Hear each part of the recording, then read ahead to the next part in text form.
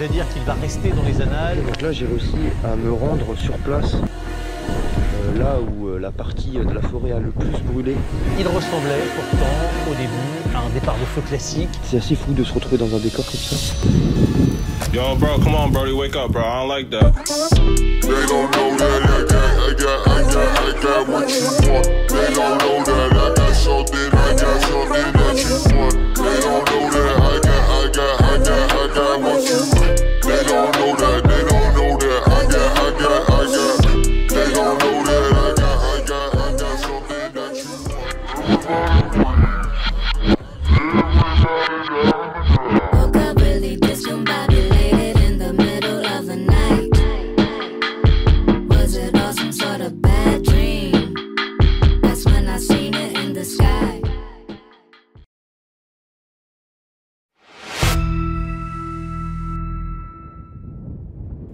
J'ai l'impression que maintenant les feux de forêt on les normalise beaucoup. Ou du moins, il y en a tellement eu. 3 personnes sont mortes au cours des dernières heures. Que ça ne touche plus de la même manière. J'ai donc fait un reportage.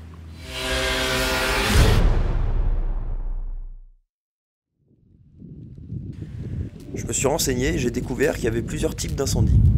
Et celui qui m'intéressait, c'était le méga-feu. Quand j'ai entendu ce mot pour la première fois, je dois l'avouer, j'ai été surpris. Ça sonne très science-fiction et je trouvais que le mot nous faisait sortir d'une dure réalité. Pour bien tout comprendre, on va partir du début. On doit ce nom à Jerry Williams qui fut responsable du service américain des forêts. Le terme méga qualifie les feux qui ont des conséquences dévastatrices sur l'écologie, l'économie et la politique.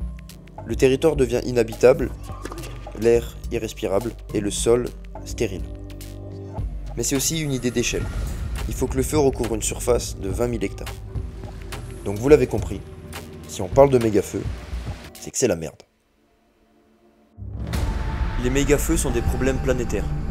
Leur degré de gravité atteint celui des tsunamis, des éruptions volcaniques et des tremblements de terre. À la différence qu'un seul individu ne peut déclencher aucun des autres phénomènes extrêmes que celui-ci.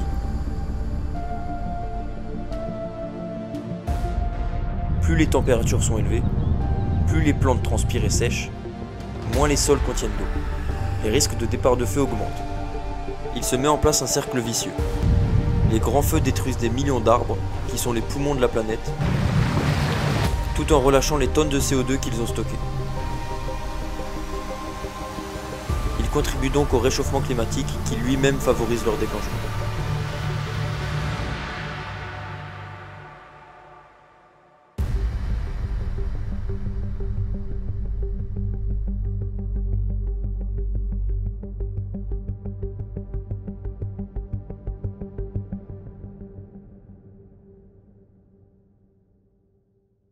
Mardi 12 juillet 2022, dans la forêt de la Thèse de Buch, près de la dune du Pilat, un véhicule tombe en panne dans le courant de l'après-midi.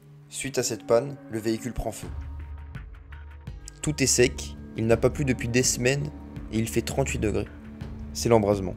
Les arbres prennent feu les uns après les autres et le feu se propage. L'impensable est en train de se produire. 7000 hectares de forêt, 5 campings et quelques bâtiments ont disparu sous les flammes. Au total, c'est 21 000 hectares de forêt qui ont brûlé dans toute la Gironde.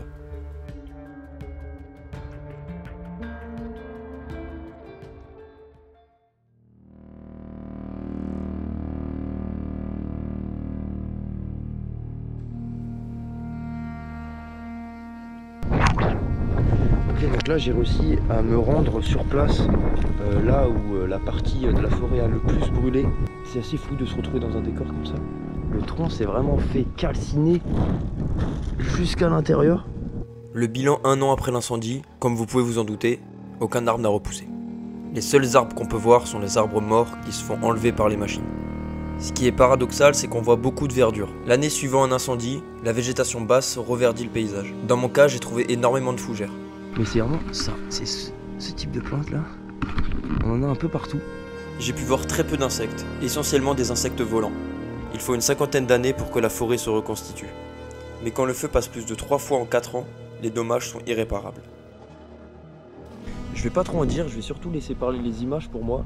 Je pense que ce sera la meilleure des façons pour vraiment comprendre l'ambiance qui règne ici.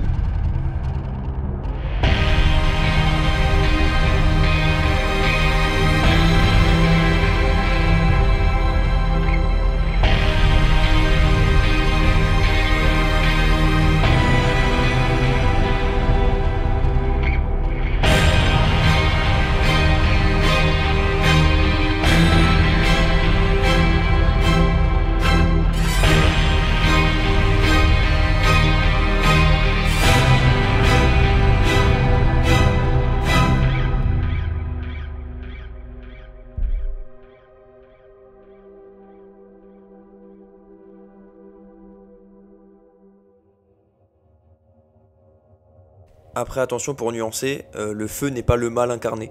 À une certaine échelle, il peut même être bénéfique. Par exemple, en Australie, on a certaines espèces de kangourous et de walibi qui préfèrent les forêts incendiées, car la végétation y est plus tendre. Mais ce qui est important à retenir, c'est que les bénéfices du feu naturel ne persistent pas en cas de méga-feu.